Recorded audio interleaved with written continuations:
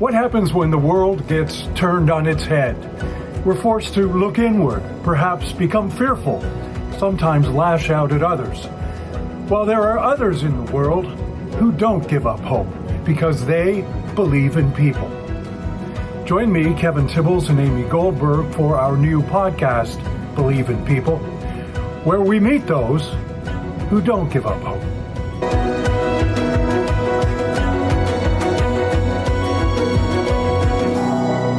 There was a time in the not-too-distant past where it was deemed appropriate to assimilate those who were in North America long before us.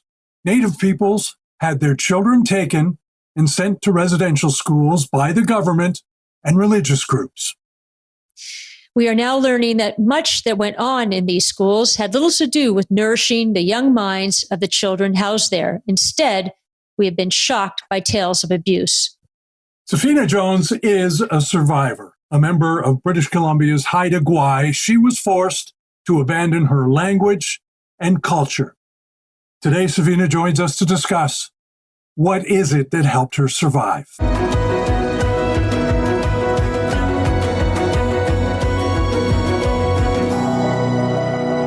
Sphenia Jones, welcome to Believe in People. We're so glad to have you. First, I have to ask, where are you speaking to us from?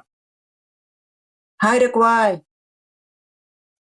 And for those folks who aren't in British Columbia or not Canadian or perhaps are in elsewhere in the world, just describe for me where Haida Gwaii is. It's up near Alaska. We're really close to Alaska border. And we're in the middle of nowhere. The only way you can access to get here is by boat or by plane. My goodness. An isolated life. Yes, very isolated, thank you. That sounds like a good thing. It is. It is. Mm-hmm. I'm learning my culture.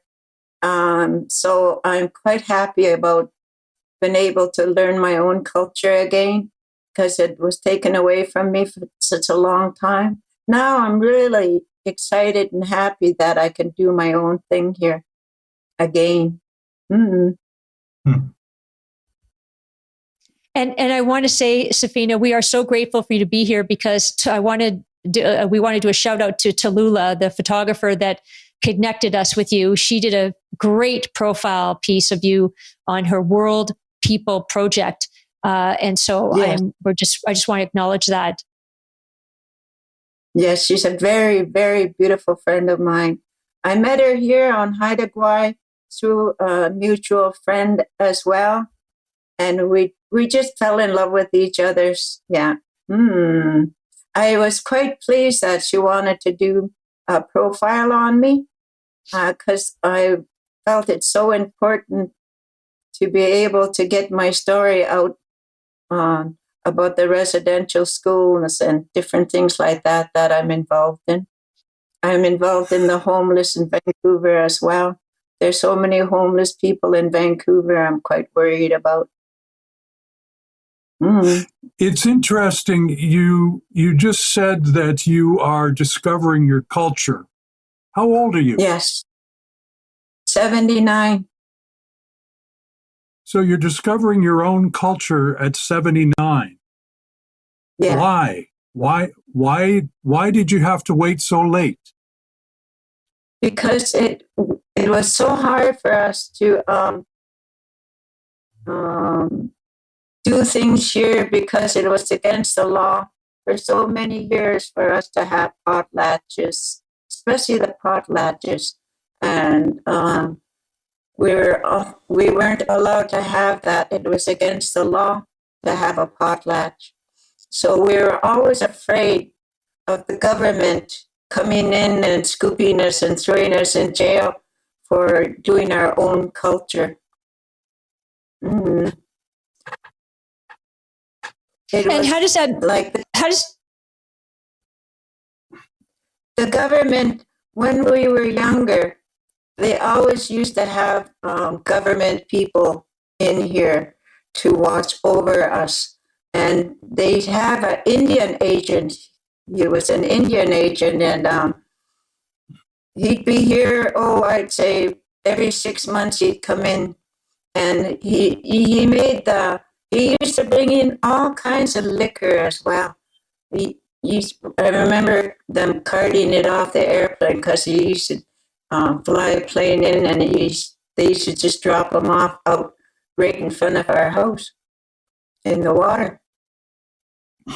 And he used to go around making sure that we didn't have any potlatches or any kind of gathering whatsoever. He was the main one that we were always afraid of. Mm.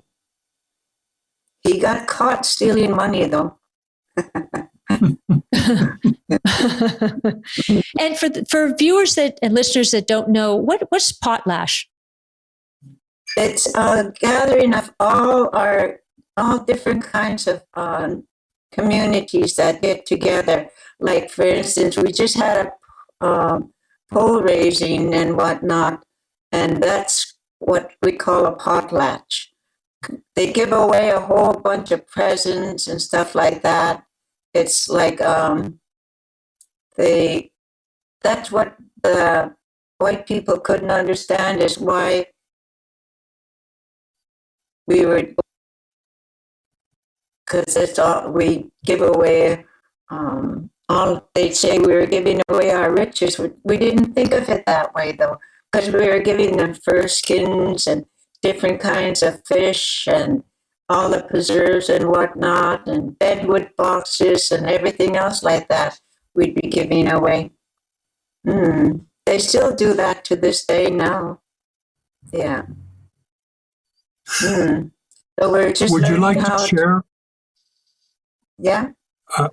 I want to ask you to share with me the story of being taken to residential school. Oh, I was about 11 years old when I was taken to Edmonton, Alberta. And my brother was taken with me as well. And we spent a couple of years there. And we had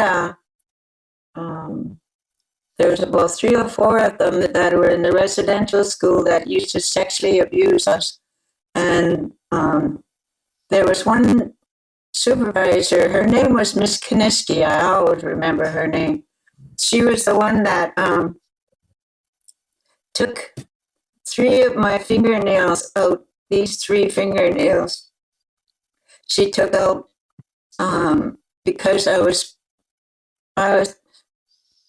learning Cree with this lady because they were going to have a Sundance in Alberta.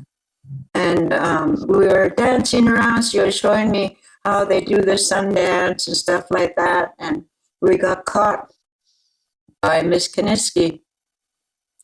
And we had to do chores. We had to scrub floors with a toothbrush, the cement floors, the stairs, the basements. And we had to do dishes, and we weren't allowed to go to school because we had to clean up the whole dorms and stuff like that. And when she took my fingernails out, she had such a pleasant look on her face that she was really enjoying herself.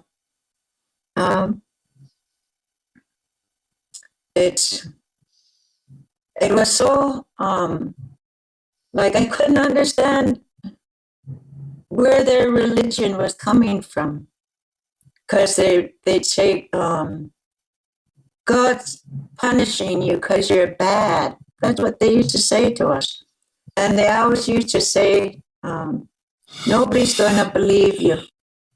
Nobody will believe you. And now, with the way things are with my story and whatnot, I voice my opinion whenever I can because it's so important that our story gets told. I found this little girl. Her name was Vicky Stewart. I found her in the infirmary. I was 12 years old, and she had her, the back of her head back here was all bashed in.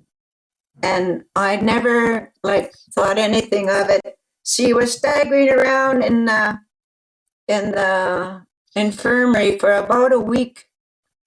I was bringing them food and whatnot.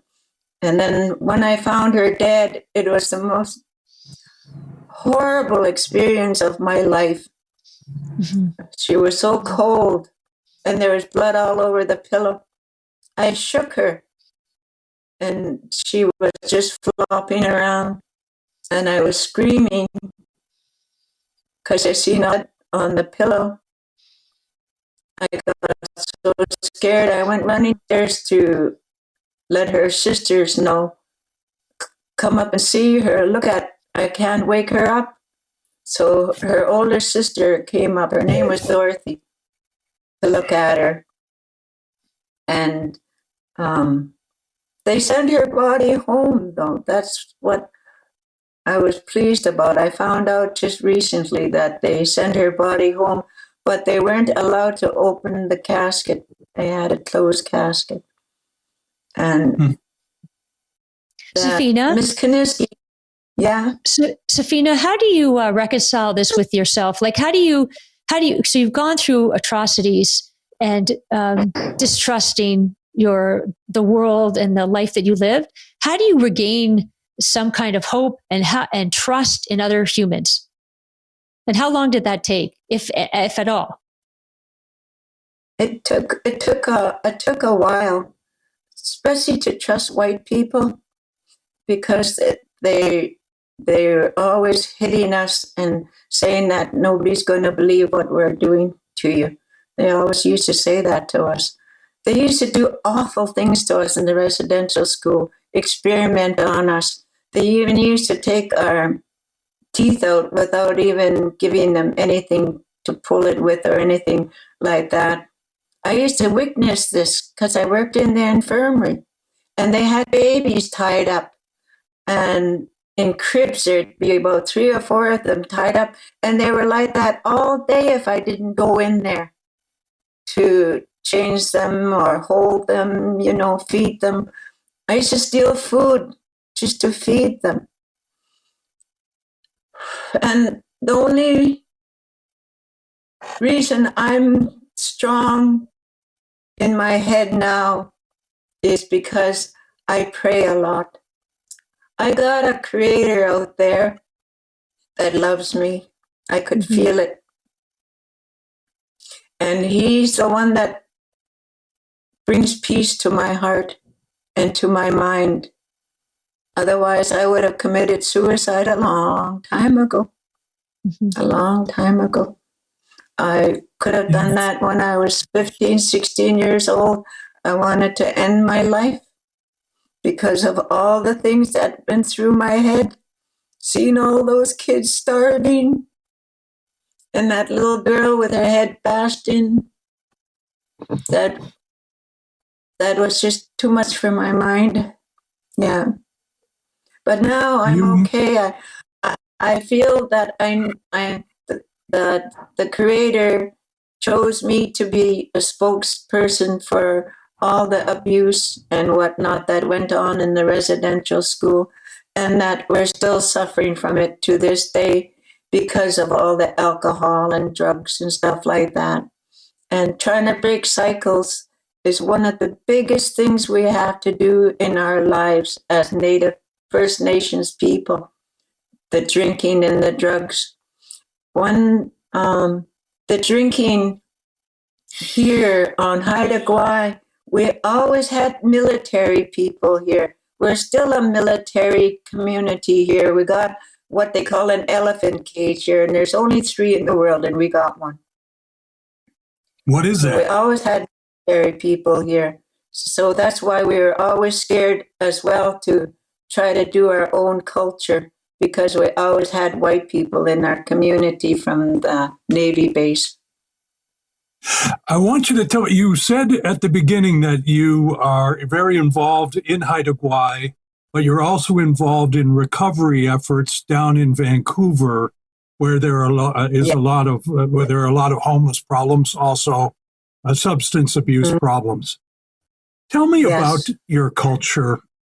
You're talking about the damage that was done to you as a young girl and the damage that was done to other children. What was the damage that was done to your culture by this system? We don't know how to be able to communicate with each other like we used to in the old days. There's nothing but arguing now, too much jealousy, and they don't.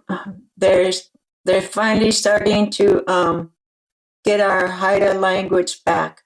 We lost most of our Haida language, and because we weren't allowed to speak Haida at all, our parents were told not to speak Haida around us at all, otherwise they'd be sent to jail.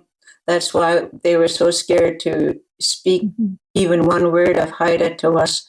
And that's one of the biggest things that I feel in my heart that I'll never get back. And I have a hard time because what little I know, I'm passing that on to my great grandchildren. And it would be great if, like, they always said that the Haida language was the devil's words. That's why we weren't allowed to speak it. Yeah. Is there a relationship, do you think, between the loss of culture and the homelessness and substance abuse problems that plague First Nations communities? Is there a relationship there? Not anymore. It's really hard for our people to understand, especially with the drug problems that we're having. We're getting more drug problems than ever now. And it's the doctors too don't help because they're the ones that distribute out all these oxy pills and stuff like that and get our families hooked on painkillers and whatever. And we got a lot of our own people. We really don't understand the drug problems because we don't have any council workers around to explain things like that on how we're able to help our own children that are on drugs and the ones that are on drinking and whatnot, and trying to break cycles with the drinking was one of the biggest things all of us have to endure. And we're slowly getting onto that train track now to go along the track to be able to get to the end to be sober. I'm having, like my family's right now, I'm very thankful that my family that I have, they don't drink. That's what one of the cycles that we broke was the drinking. And the child abuse too is one of the biggest issues we have to deal with is the child abuse. And I'm a very big advocate for child abuse here alone. I'm well known for speaking up in different meetings and getting people to try to help each others out with the child abuse issues. Wow. And Sphenia, with all of this going on and the National Day of Truth and Reconciliation, which I'm really interested to know how you feel about. I mean, if anything's being done apart from recognizing, displaying orange shirts, what needs to be done? What do you see the opportunities are that are doable, that can change or not reverse, but can make a difference? The government has been promising us like money from the 60s scoop and day school money and the residential school money and stuff like that. And what gets me is we have to tell our stories. And it's really, really hard on so many of them to repeat their stories over and over and over again. And they still hold back our money, especially with these day school money. I'm having a really hard time trying to get money for my day school. And I really want to help my community with what little money I get to try to help my community grow. And the government is always holding back monies that should be given to us directly, like the 60 scoop. They're having problems with that as well. And so many of our people OD after they share their stories. They have such a hard time dealing with it in their own minds. They commit suicide. And it would be great if the government would just give us the money they promised us. For so many years, I've been fighting for this for over 5-6 years now, for the day school money alone for our people, talking about it, going to meetings about it. Oh, yeah. Mm-hmm. Wow. And the These homeless experiences, too. The homeless, pardon me?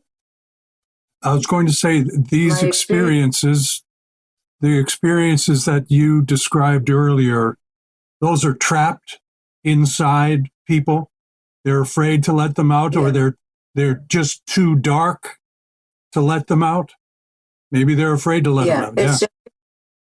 Yeah, they're really afraid to let go because of they've been hanging on to that fear for all their lives, and then all of a sudden they have to talk about it, and then a lot of them never ever recover. No, they don't come down, and it's scary. I'm really lucky that I got such a strong family that supports me with what I do. All my children, and I had 6 kids, and my youngest one got murdered in Vancouver. He got pushed onto the SkyTrain in Vancouver. It happened over 20 years ago now. And that was one of the hardest things to hear, because they just said, oh, it's just an Indian, when I wanted to find out more about it. Yeah. We get lost in the. And Sphenia, when did you find your voice? Like, where did you find your strength to now speak of it? Because you talk about fear, and the reason why I think people keep this all inside and the trauma that they have is because there's no safe space to find some kind of comfort and trust.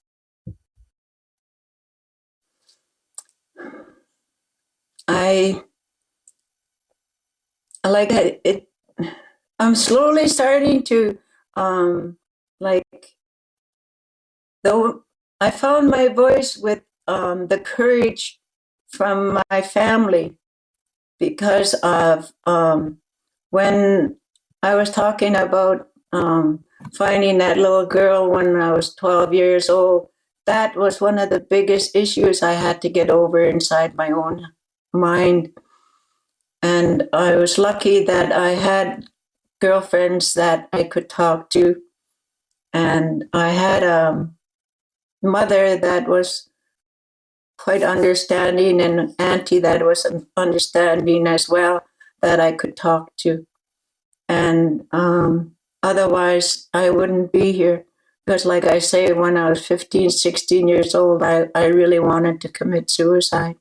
And once in a great while, been like to this day, when I do still get really, really depressed, but it's not like I'm going into a dark place anymore. I don't let myself get that black. Why haven't you given up hope? Because of my great grandchildren. I got 19 grandchildren, and I got about 10 great. And I had to pave the road for them. because it was always hard for First Nations people to have anything done, to speak up, because, like I say, they always said nobody's going to believe you. And it was so true. It took a really long time for people to start to believe what I was saying. And I give my courage and whatnot, I get from my family, my own children. They're the ones that hug me and tell me it's okay. You did a good job, Mom, with the tools you had. Yeah. Because I moved down to Vancouver with them from an abusive relationship. He was a child abuser. My husband, my first husband, was a child abuser. And I moved away from Haida Gwaii. I moved down to Vancouver. And that's why I'm so adamant about the homeless in Vancouver. Because I was in that boat. It was 6 kids. I was in that boat. And it just tears my heart to see all the homeless people in Vancouver. They could easily put them under the SkyTrain where they can govern themselves. There's lots of spots under the SkyTrain and they'll be out of the way. That would be a great place for all of the homeless people down there. And there's starting fires and whatnot down there. I have a son that's still down there. And I worry so much about him because of all that's going on down there with the homeless. You mentioned earlier you still believe in a creator or the creator. I would assume Yes, that it is not. Is it a Christian creator? Is it? After your experience, I'm just wondering who that is. I can't, like, I really believe in the Lord. I always have. He's always been there for me, and he always will be. He's even though the white people say they brought the Christianity to us, we had a creator long before that, long before the white people came around with their white collars and whatnot. We believed in there was somebody out there that was looking after us because of all the goodness that when we offer food, we offer tobacco when we're going to go pick berries or go get fish or anything like that, or we're going to even cut the grass, pick our own medicine and whatnot. We always give an offering because they're giving up their lives for us. A tree gives up their lives for us. So we give them offerings and we feel it inside our hearts that we feel warm inside because of it. That's the only way I can explain it. And in the white man world, it's Lord. So that's what I say now too, is the Lord is looking after me. I always had all my life, I've always had my ancestors looking after me. All my life. I jumped out of a house fire over 30 years ago now, and a voice woke me up, and I could hear, "Get up," like that. And I woke up, and the house was on fire, and I had to jump out of the window. I saved my family, though. My husband, I saved him. I was hanging on to the sheets while he's climbing out the window, and I hung on to a 300-pound man while he was climbing out the window. Wow. Sphenia, after all of this, after all of the challenges and, you as a young child, I want you to, we ask every guest on the show, because this is Believe in People, asking your 11-year-old self, why do you still believe in people? Oh, because so many of them show compassion. And that's what was missing in different places that I went. There was no compassion whatsoever. And now I'm finding compassion in different cultures and different people. And that's what keeps me going. And that's what keeps me wanting to share my story. Sphenia, thank you so much for sharing it with us today.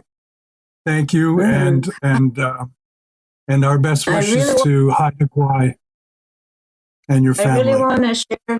I really want to share another one with you too. We're getting a memorial wall here on Haida Gwaii, and it's going to be made out of granite. And my family here, Frida and her husband, they're the ones that are getting it going. They've been working on it for quite a few years. The reason why we're doing it with granite is because we're trying to save our trees. We got no old growth left whatsoever on account of all the logging and whatnot that we're having here on Haida Gwaii. And so we want to try to preserve all our old growth for the next generation to come. And besides that, we do need the trees so we can breathe. Like we need to clean up our ocean and whatnot as well. I'm really involved in the environment. I'm trying really hard to help the environment. I go to different meetings and whatnot about our environment as well. So this memorial wall we're having up, it's going to hopefully be up by next year sometime. And we're going to have a time capsule in there. And we're going to have all the ones that were missing, that didn't come home from the residential school. We're going to have all their names up there on the wall. And the ones that got lost at sea, we're going to have their names up there as well. And the 60s scoop as well, we're going to have them in there. And Highway of Tears, we're going to have up there as well. Wow, you're really making a difference. Know that. Sphenia, yes. Know that you are really making a difference. Thanks for sharing. Thanks for being with us. Thank you so much. And bye. I wish you guys would try to help us get our money, especially from the day school and the 60s scoop and stuff like that. That would be one of the best things that the white people can do for us. That with, I don't know how to say, reconciliation, whatever you call that. It would be great instead of putting us through all this pain. Yeah. Yes. And see what you can do about the homeless down in Vancouver. It hurts.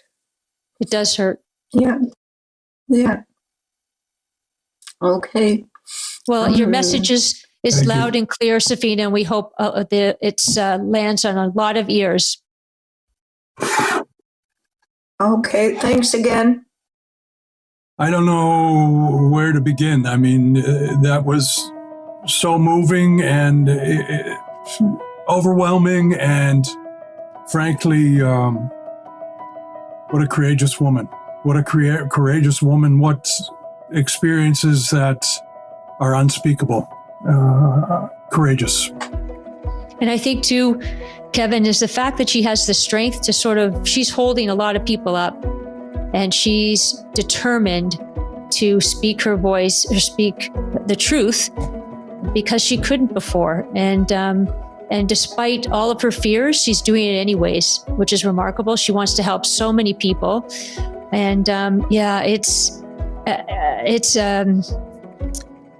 really tough. So many of us, everyone, we all talk about truth and reconciliation, but it's kind of dawned on me that there's real reconciliation that has to take place within these people that had this perpetrated upon them. And it sounds to me like that's a struggle that's going to go on forever. If you found this episode of Believe in People challenging or interesting, want to know more, we would both encourage you to subscribe to Believe in People and join us again next week. Thank you very much. Thanks.